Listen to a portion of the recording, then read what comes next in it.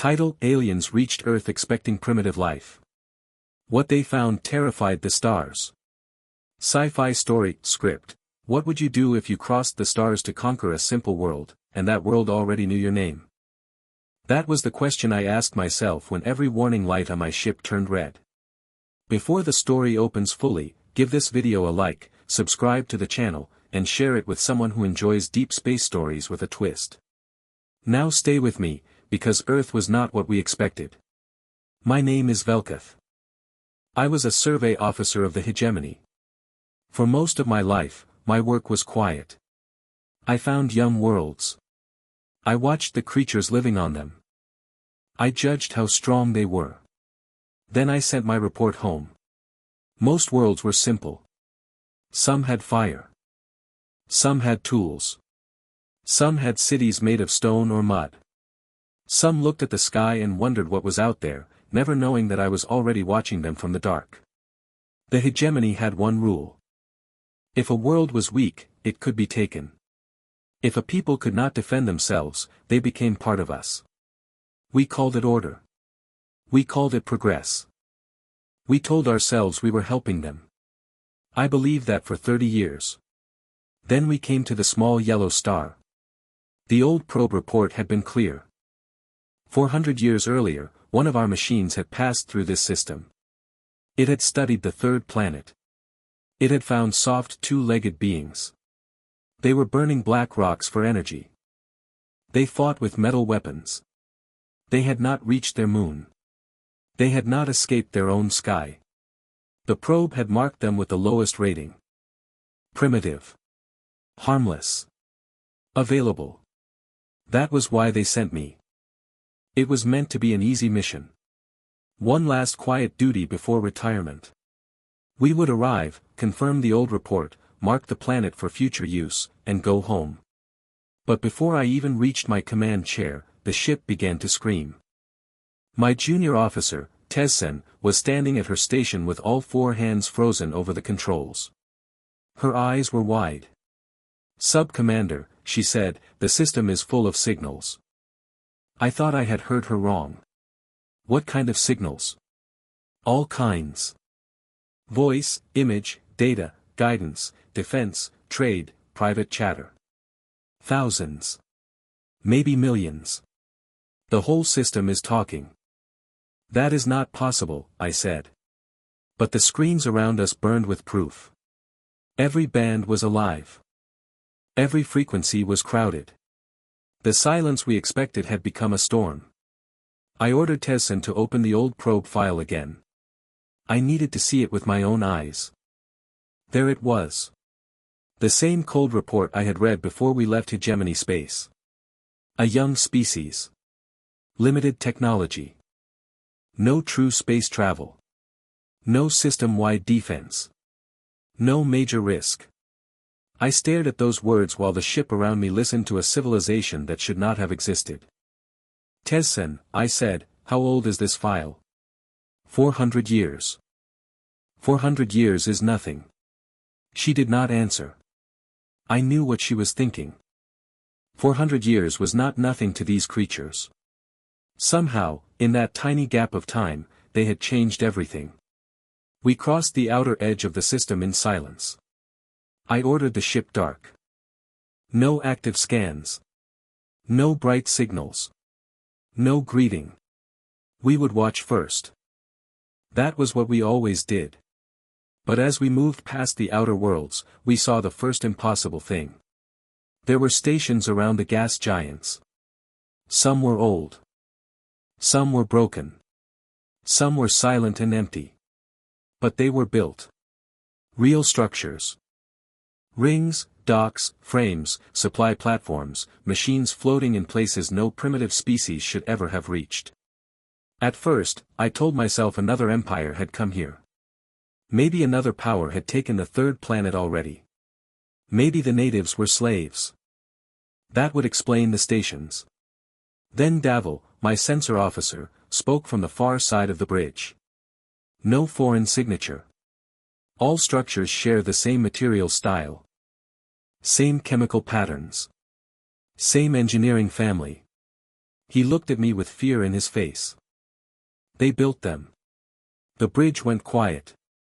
I wanted to reject it. I wanted to order him to check again. But the data was clean. The creatures from the third planet had touched the outer giants. We moved inward. Then we saw Earth. I did not know its name then. To us, it was only Target World 3. Blue, white, green, warm, living. The planet had a ring around it. Not a ring of dust or ice. A made ring. Metal and glass, circling the world like a shining crown. It was so large that my mind struggled to accept it. Ships moved between the surface and the ring in steady lines, rising and falling like blood through a living body. The oceans were marked into neat shapes. Floating farms covered wide blue fields. Storms moved in patterns that were too clean to be natural. Clouds bent around cities. Weather systems stopped at sharp borders, as if the sky itself had learned to obey. Tessin whispered, "They control the weather." No one laughed. No one argued. Then Davil found the moon. "There is a structure on the smaller body," he said. "How large?" "Very large." His voice became thin. "It is pointed at us." A cold feeling moved through my body. Is it a weapon? I do not know. But it moved when we moved. It has been following us since we entered the system. I stood very still. We had gone dark. We were not using active scans. We were hidden in the shadow of our own silence. And something on that moon had found us anyway. For the first time in 30 years, I understood what it felt like to be the thing under observation. I ordered a listening channel opened. Every frequency. Every signal. I wanted to hear what this system was saying. The sound filled the bridge. It was not just data. It was life. Voices. Music. Laughter. News. Arguments. Children. Machines. Songs from cities. Messages between ships. Warnings from weather towers.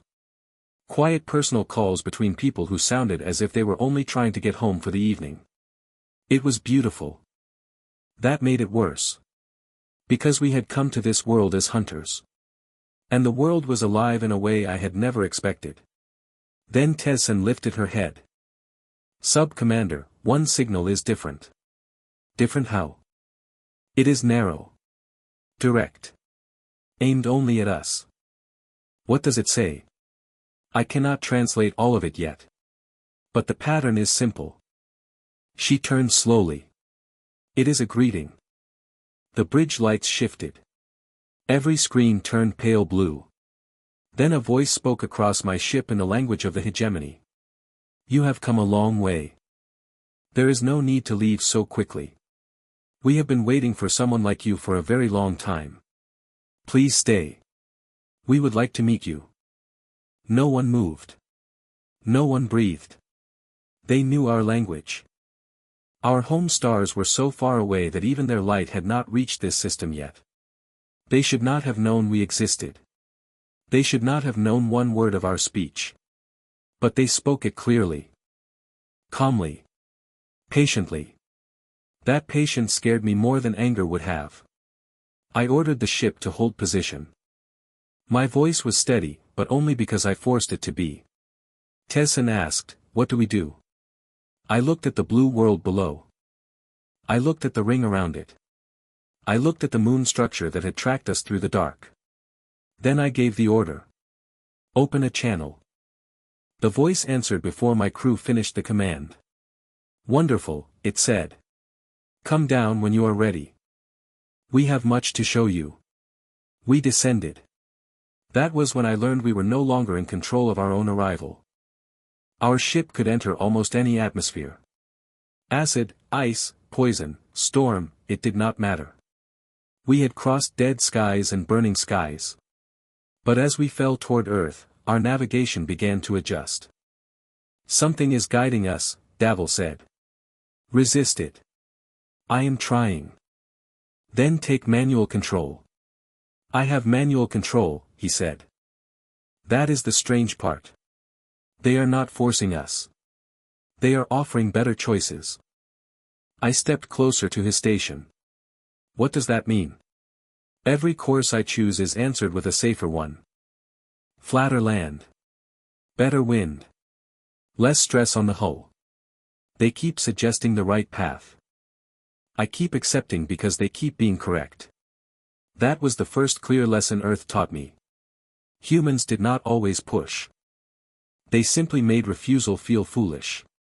We passed through clean clouds. Below us, the world opened like a living map. Forests stretched far into the distance. Cities rose from green spaces instead of swallowing them. Rivers shone silver. Roads moved in clean lines. Towers carried gardens along their sides.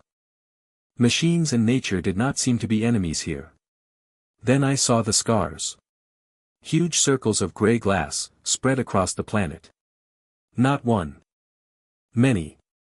Some were surrounded by forests. Some by empty land. All of them were preserved behind clear borders. What are those? Tessin asked. Dad will read the data. Old heat damage. Very old. Extreme temperature. The ground was melted. I looked closer. They did this to themselves. No one answered. The scars were not hidden. They were protected. Displayed. Remembered. A species that hides its wounds is afraid of shame. A species that preserves them is afraid of forgetting. And fear of forgetting is a very serious kind of wisdom. We landed in a wide green field near one of their cities. I expected weapons. I expected soldiers. I expected the field to be covered with hidden machines. Instead, there was only one vehicle. And one human standing beside it. Old, I later learned.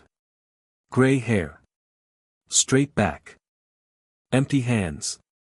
Davil checked twice. No armor. No weapon. No shield. One unarmed elder had come to meet a hegemony worship. That was either madness or confidence beyond anything I understood. I went out with 2 guards. The air was safe. The sunlight was warm.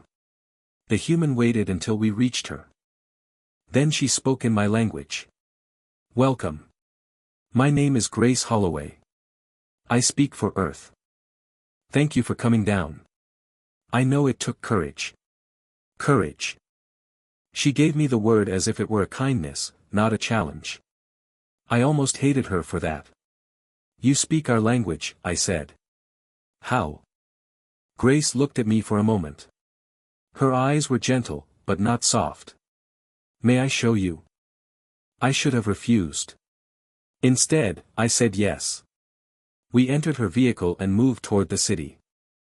Through the clear walls, I watched humans walk through the streets. They looked at us. Some smiled. Some nodded. Most continued with their lives. No panic. No screaming. No crowds. No worship. A warship from the stars had landed, and they treated it as something expected. You are not afraid, I said. Grace answered without turning. We were afraid once. When? When we first learned you were coming. The word struck harder than any weapon. You knew. For centuries. Before the next secret opens, pause for 1 second and help this story travel further. Like the video, subscribe if you want more stories like this, and share it with a friend who loves science fiction that makes the universe feel dangerous and strange. The vehicle stopped before an old building made of pale stone. It looked simple beside the bright towers around it. Grace led us inside. The place was quiet. Cases lined the walls. Objects rested behind glass. At first, I thought it was a hall of trophies. Many young powers build such places. They display what they have defeated. But this was not victory. This was memory. Grace stopped before the first case. Inside lay a broken machine. Old. Burned. Half melted. I knew the shape at once. It was one of ours. A hegemony long-range probe. My skin went cold. You found it, I said. We did, Grace replied. Near the outer planets. 400 years ago. She did not sound proud. She sounded careful. We brought it home. We took it apart piece by piece. Inside, we found your language. Your maps. Your records. Your rules. Your reports on other worlds. And your report on us. She looked at me directly. We learned what you thought we were. Primitive. Harmless. Available. I remembered the words. I wished I did not. Grace continued. We also learned what your people had done before. We read about the world your hegemony found. We read the way your officers judged them. We read the names you gave them. Useful. Weak. Stable. Productive. Easy. We read what happened after you decided they could not stop you. I could not speak. The probe had carried more than a survey file. It had carried history. Our history. Our habits. Our pride. Our cruelty, written in our own language. For 400 years, humans had been reading us.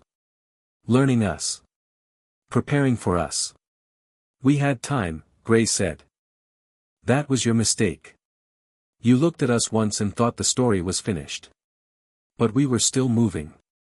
She led me deeper into the museum. The next room held weapons. For one breath, I felt relief. Weapons were something I understood. Every strong people displays their teeth somewhere. But Earth displayed them differently. The newest weapons were near the entrance, small and quiet behind dark glass. As we walked, the weapons grew older. Sleek machines became heavy metal. Heavy metal became rough iron. Rough iron became stone. At the far end, in the place of honor, there was a sharpened rock tied to a stick. I stared at it. You placed your weakest weapon at the center. Grace shook her head. We placed our first weapon where no one can miss it. Why honor it? We do not honor it. We remember it. She stood beside the case. Every person who walks through this room sees where we began. They see that every terrible machine came from the same first idea. A hand, a stone, a choice to hurt. We keep this here so we never pretend violence is new, or clean, or wise. I looked at the stone. It was small. Almost foolish. From that small thing, humans had climbed to orbital rings, controlled weather, moon watchers, and machines that could speak into my ship. How long? I asked. From this to what you saw above our world? Yes. She gave the number. I thought I had misunderstood. She gave it again. It was impossible. My people had needed many thousands of years to climb from crude tools to star travel. We were proud of that. Our whole empire was built on the belief that our minds were among the fastest in the galaxy. Humans had moved faster. Not a little faster. Terribly faster. A species that grows slowly can be guided. A species that grows quickly can be dangerous. But a species that grows too quickly should destroy itself before it ever touches the stars. Humans almost had. Grace showed me the proof. We walked through rooms of famine, war, hatred, greed, division, and ruin. She did not hide any of it. She did not excuse it. There were records of humans harming their own kind in ways that made even my guards lower their eyes. Then beside every dark case, there was another case. Food grown after hunger. Laws written after cruelty. Hands joined after division. Cities rebuilt after fire. Treaties signed after terror. Hospitals built where suffering had been ignored. Schools opened where knowledge had been kept for the powerful.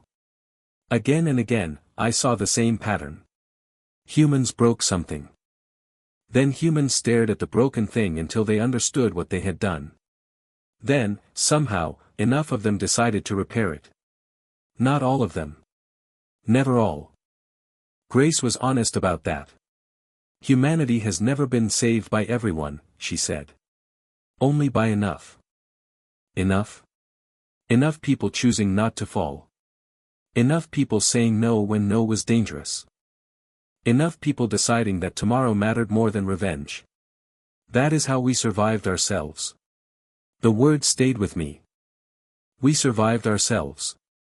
I thought of the worlds I had surveyed. Many had seemed peaceful. Soft. Quiet. Easy to fold into the hegemony. I had called them harmless because they did not fight. But humans were different.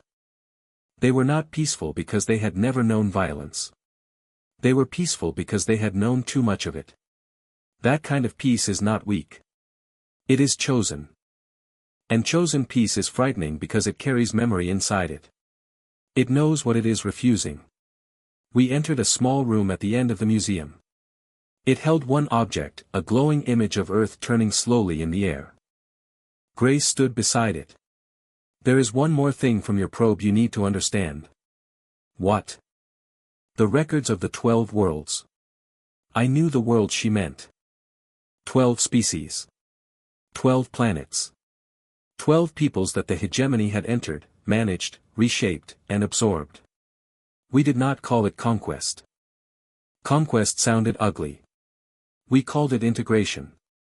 Grace used the clearer word. You took them. I said nothing. She continued. We know their names. We know what your report said about them. We know how your officers described them. Too gentle. Too divided. Too trusting. Too slow. Too weak. We know how your council decided they could be ruled because they could not resist. Her voice did not rise. That made it worse. We have spent 400 years preparing for the day one of your ships finally arrived. Not because we wanted revenge. Because we decided there would not be a 13th.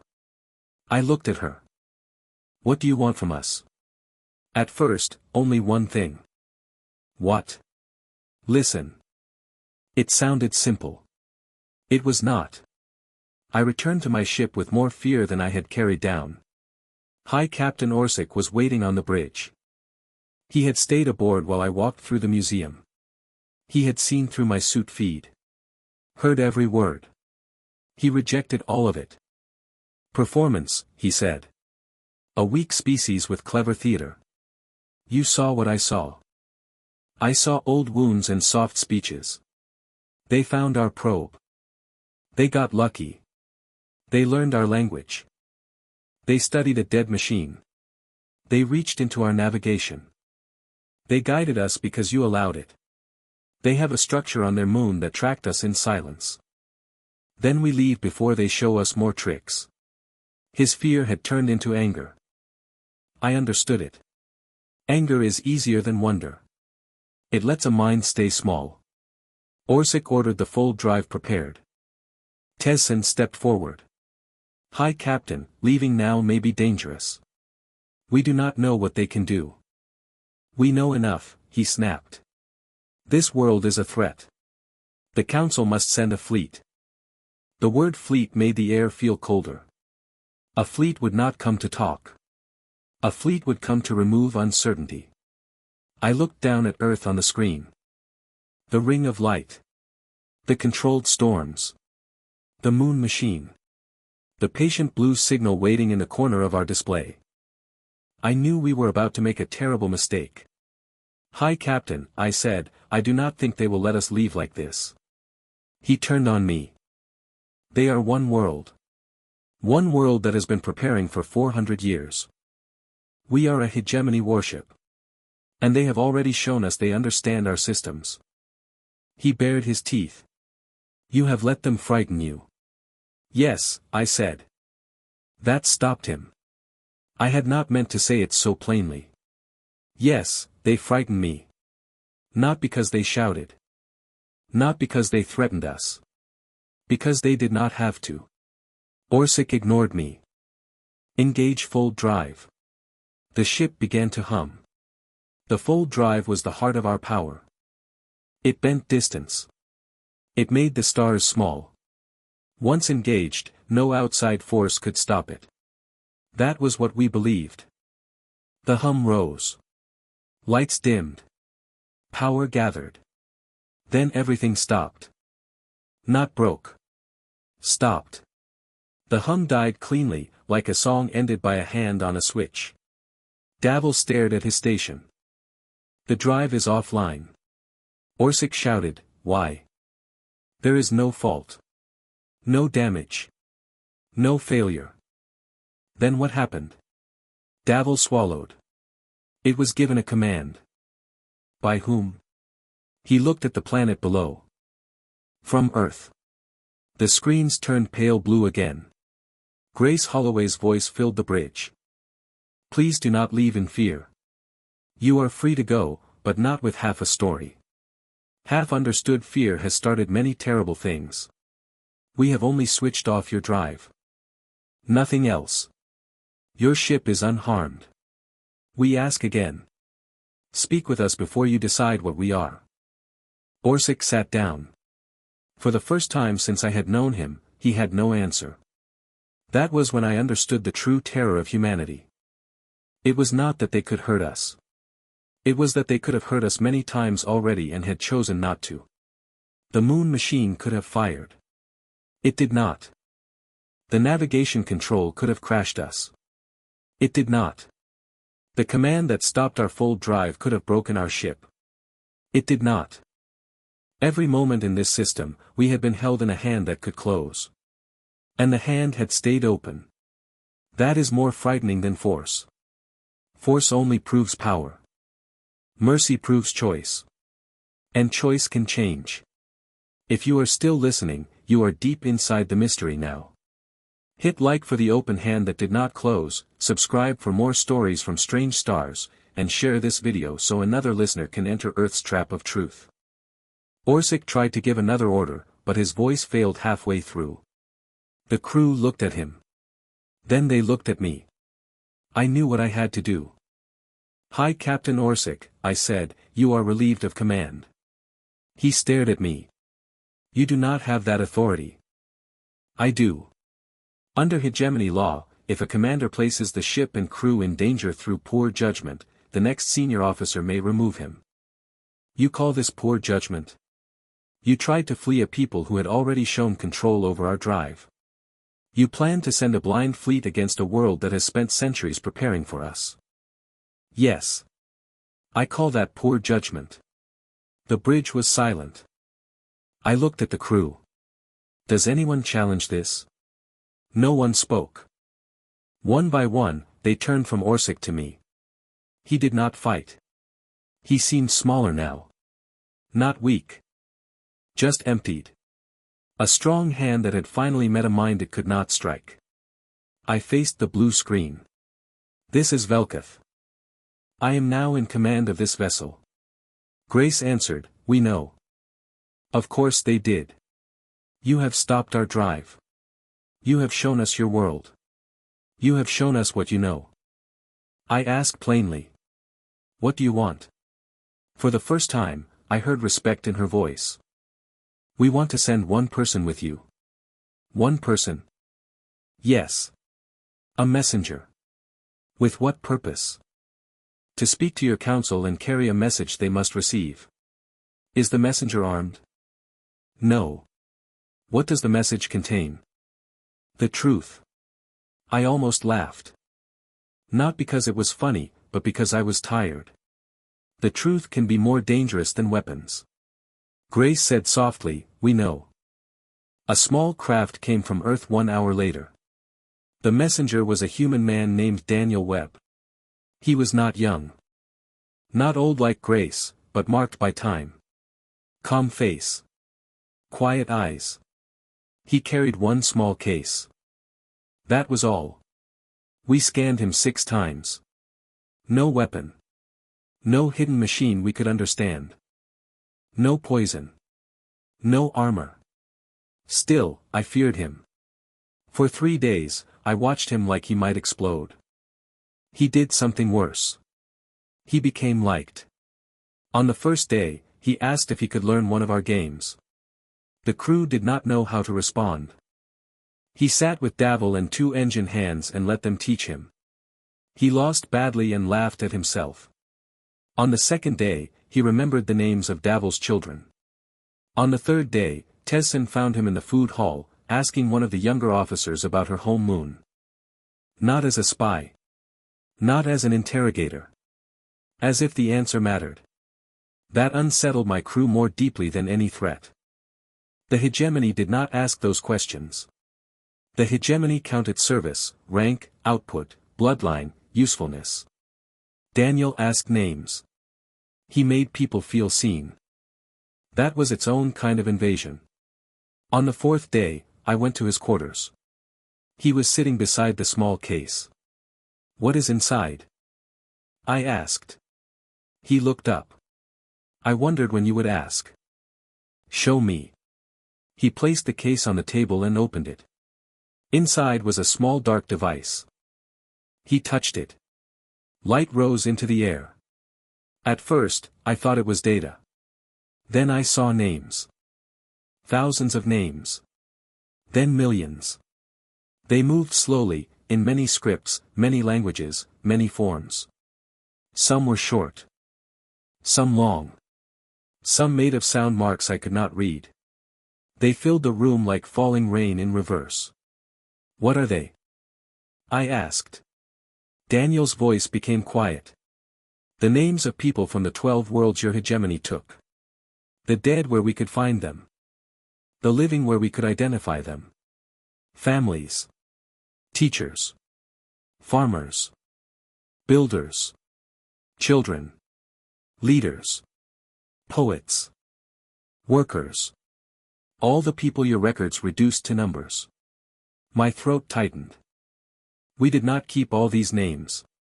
"No," he said. "You did not. How did Earth find them? Your probe gave us the first records. Your later transmissions gave us more. We listened for 400 years. We gathered what your empire forgot." The names kept rising. I felt watched by every one of them. Daniel touched the device again. The names changed into files. Hegemony files. Official records. Orders. Reports. Private council statements.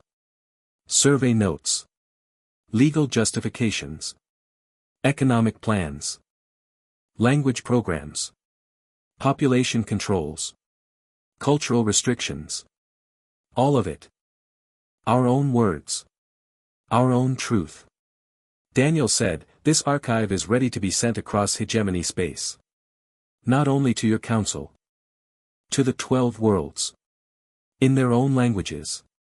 With their own names restored. With your own records attached." I stood so quickly my chair hit the wall. "You will start a war." Daniel did not flinch. "No. If those worlds learn everything at once, they will rise. They may. The council will answer. Perhaps. Billions could die. That is why we are not sending weapons." I stared at him. "What do you think truth is, if not a weapon?" He closed the case gently. "It can be a weapon. But that is not what we are making it." "Then what?" "A mirror." I hated the answer because I understood it. Daniel continued. "Your empire does not hold those 12 worlds by ships alone. Ships are expensive. Soldiers get tired. Fear fades unless it is fed. What truly holds them is a lie." "What lie?" "That they are alone. That no one remembers what was done to them. That each world was taken because it was uniquely weak.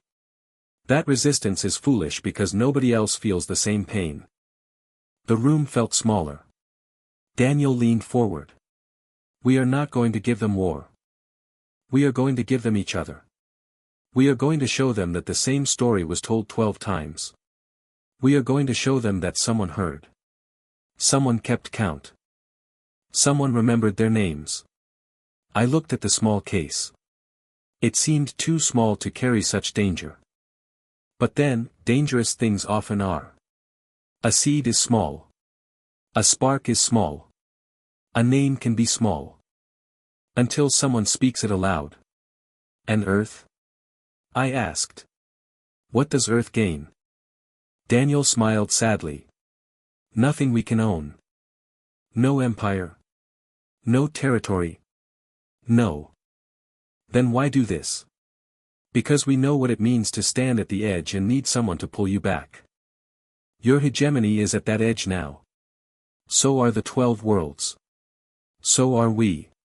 The choice is whether everyone steps back, or everyone falls.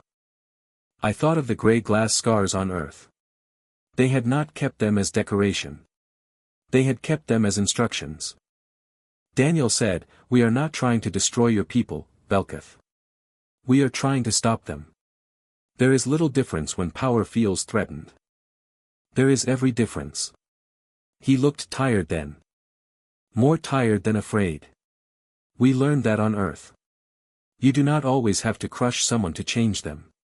Sometimes you remove the story they hide behind. Then you hope enough of them choose better. Enough.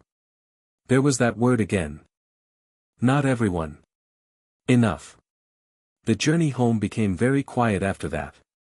Daniel still played games with the crew. He still asked names. He still listened. That was what made him dangerous. He did not behave like a conqueror. He behaved like the future had room for all of us, if we became brave enough to enter it. When we crossed into hegemony space, I sat in the command chair and wrote my report. I knew it might end my career. I knew it might end my life. I wrote it anyway. I told the council that Earth was not primitive. I told them we had found a species that had climbed faster than any known civilization. A people who had nearly destroyed themselves more than once and survived. A people who kept their own shame in public so they would not repeat it in private. I told them they had found our probe. I told them they had learned our language, our systems, our habits, our sins. I told them they had stopped our full drive without harming us. I told them their restraint was not weakness. It was control. And control is the highest form of strength. Then I wrote the most important line. Earth is not coming to conquer the hegemony. Earth is coming to make our lives impossible to keep. I stared at that sentence for a long time. Then I continued.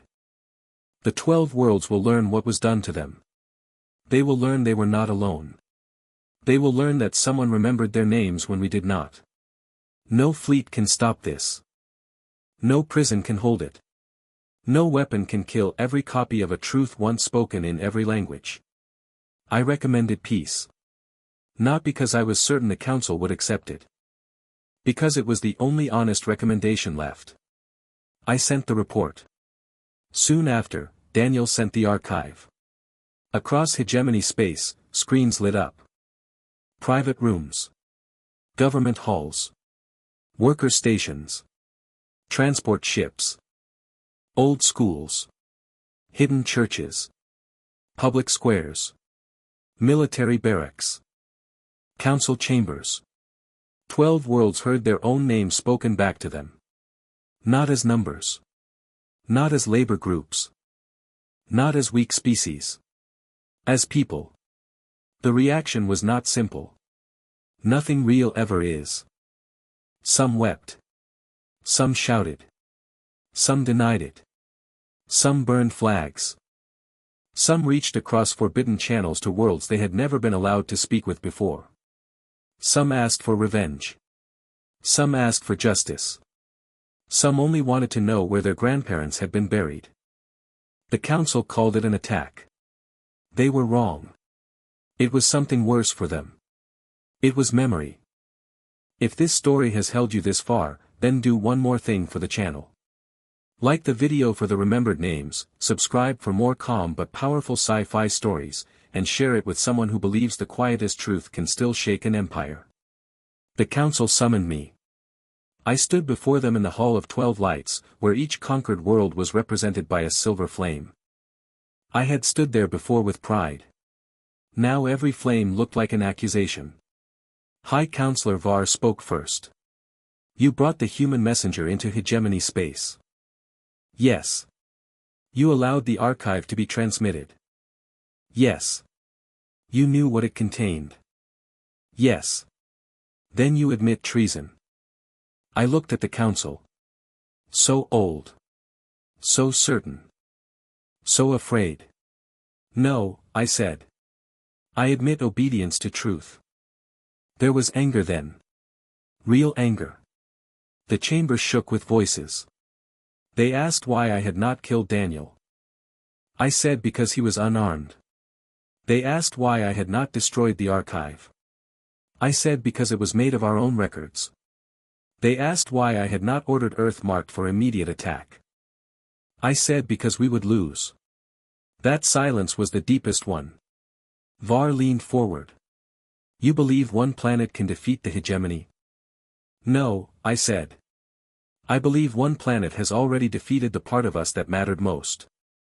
And what part is that? The lie that strength gives us the right to decide who counts. No one spoke. Then Var smiled in the cold way of powerful men. Pretty words. Human words. No, I said. Words from our own files taught me this. Humans only made me read them honestly. The council ordered Daniel brought in. He entered without chains, because no one wanted to be the first to chain him in front of the 12 lights. That was how quickly Earth's message had begun to work. Even power had started watching itself. Daniel stood beside me. Var looked down at him. You have caused unrest across 12 worlds. Daniel answered, your records caused unrest. We only delivered them. You have threatened the stability of the hegemony. No. We have threatened its silence. You expect us to surrender? No. What do you expect? Daniel looked around the hall. We expect you to choose. Var laughed. You speak as if you have power here. Daniel's face remained calm. That is what your people keep misunderstanding. This is not about our power. It is about yours. You can still choose what kind of people you become next. The council did not like that. Empires prefer enemies with guns. Guns can be counted. Ships can be tracked. Bases can be destroyed. But what do you do with someone who asks you to look at yourself? The first uprising began on the world of Leth March. But it did not begin with weapons. It began with names painted on doors. Names of the dead. Names of the disappeared. Names from the archive. Within hours, every street carried them. Workers spoke them. Children copied them. Old people corrected spellings from memory. Soldiers sent to remove the names found their own family names among them. Some refused orders. Not many. Enough. On Vair, a government speaker tried to call the archive false. Then local scholars compared it with hidden family records and proved it true. The speaker resigned on an open channel and asked forgiveness from a grandmother whose village had been erased from official maps. On Antila, transport workers stopped moving military supplies. Not with fire. Not with bombs. They simply stayed home. The Empire had taught them they were replaceable. The archive taught them they were many. On every world, the same question moved faster than our ships. If they lied about this, what else did they lie about? That question did what armies could not. It entered locked rooms. It sat beside loyal officers. It whispered inside council aides. It followed soldiers into sleep. And soon, the hegemony began to split. Not cleanly. Not peacefully everywhere. I will not make the story softer than it was. There was fighting. There were arrests. There were commanders who chose cruelty because cruelty was the only language they knew. But there were also refusals. Pilots who would not fire on crowds. Station chiefs who opened communication lines. Teachers who read the archive aloud. Priests who said the names until their voices failed. Parents who showed their children the truth and told them, this is why we must be different. And through it all, Earth did not send a fleet. That confused everyone. The council kept waiting for human warships. None came. Only messages. Medical guides. Translation tools. Historical records. Food systems. Legal frameworks. Lessons from Earth's own scars. They did not arrive as rulers. They arrived as witnesses. And witnesses are difficult to defeat. I returned to Earth once, months after the first transmission. Not as a survey officer. Not as a conqueror. Not even as a commander. I came as someone who had helped open a door and was still afraid of what waited beyond it. Grace Holloway met me in the same green field. She looked older. Or maybe I finally understood age. You sent the report, she said. I did. And now? Now everything is changing. That is usually painful. It is. Good, she said softly. I looked at her. Good. Pain means the lie is leaving the body. I thought about that for a long time. We walked again through the museum. The broken probe still rested in its case. The sharpened stone still waited at the end of the weapons hall. The gray glass scars still shone under the sky beyond the city. Humans had not removed their past. They had learned to live with it without kneeling to it. At the final room, the image of Earth turned slowly in blue light. I asked Grace, were you ever tempted to destroy us? She did not answer quickly. That honesty mattered. Yes, she said at last. Some were. When we first decoded your records, many wanted to strike before you came. Later, when we learned more, some wanted to build a fleet and wait for your ship with fire. Why did you not? Because then we would have become the very fear we were preparing against. That sounds noble. It was not always noble. Sometimes it was discipline. Sometimes exhaustion. Sometimes argument. Sometimes only enough people saying no. Enough again. The universe, I was learning, is often saved by enough. I stood before the image of Earth and finally understood why the stars were afraid. Not because humans were the strongest. Maybe they were. Maybe they were not. Not because their weapons were beyond measure. Though I suspect they had shown us only a fraction of what they could do. The stars were afraid because humans had faced the oldest enemy first. Themselves. They had found the monster inside their own house, fought it for generations, lost to it many times, and still refused to let it be king. They had learned something empires rarely learn. Power is not proven by what you can take. It is proven by what you can hold back. Mercy is not weakness. Peace is not surrender. Memory is not the past. A name is not a small thing. And truth, once carried into the open, does not need permission to survive. I returned to hegemony space again with Grace's final words in my mind. Tell your people we are not their judges, she had said. They will judge themselves. We are only making sure the witnesses are present. Years have passed since then. The hegemony no longer calls itself by that name. Some worlds left. Some stayed. Some formed unions. Some still argue over borders, language, debt, blame, and grief. Freedom did not arrive clean. It never does. But the 12 worlds speak now. To each other.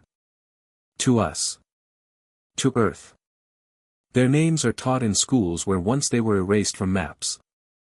The Hall of 12 Lights still stands, but the silver flames have been changed. They are no longer symbols of possession. Each flame now burns beside a full history, written by the people it belongs to. Daniel Webb never became a general. He never wanted power. He became a teacher on 3 worlds and a guest on many more. He still remembers names better than anyone I have known. Grace Holloway died before the full accords were signed. Earth sent no grand statue of her into space. Instead, they added one small case to the museum. Inside was a plain recording device containing her first greeting to our ship. Welcome. Thank you for coming down. I know it took courage. I have listened to those words many times. At first, I heard kindness. Now I hear strategy. Not the cold strategy of conquest. The deeper strategy of a people who knew that if you want someone to step back from the edge, you must first speak to the part of them that still can. I am old now. Older than I expected to become. Sometimes young officers ask me what Earth was like when we first arrived. They want stories of machines and moon towers and impossible rings. They want to know whether humans were terrifying. I tell them yes. Then I tell them why. We crossed the stars expecting primitive life. We expected fear. We expected confusion. We expected a world that would look up too late. Instead, Earth looked back. It had read our language before we spoke. It had studied our sins before we arrived. It had aimed a machine at us from the moon and chosen not to fire. It had touched our drive and chosen not to break it. It had opened its doors and shown us scars instead of hiding them. And then it sent one unarmed man with a small case full of names. That was the weapon that changed the stars. Not fire. Not metal. Not fleets. Names. Truth. Memory. A patient face. An open hand that could close, but did not. So when the young ask me what we found on that blue world, I tell them this. We did not find primitives. We found a species that had already survived the worst war any people can fight. The war against its own worst nature. We found a people who had stood at the edge of their ending, again and again, and kept choosing to step back. We found a people gentle enough to greet an enemy, strong enough to stop his ship, patient enough to wait 400 years, and dangerous enough to tell the truth in every language at once. We found humans. And the stars have never been the same.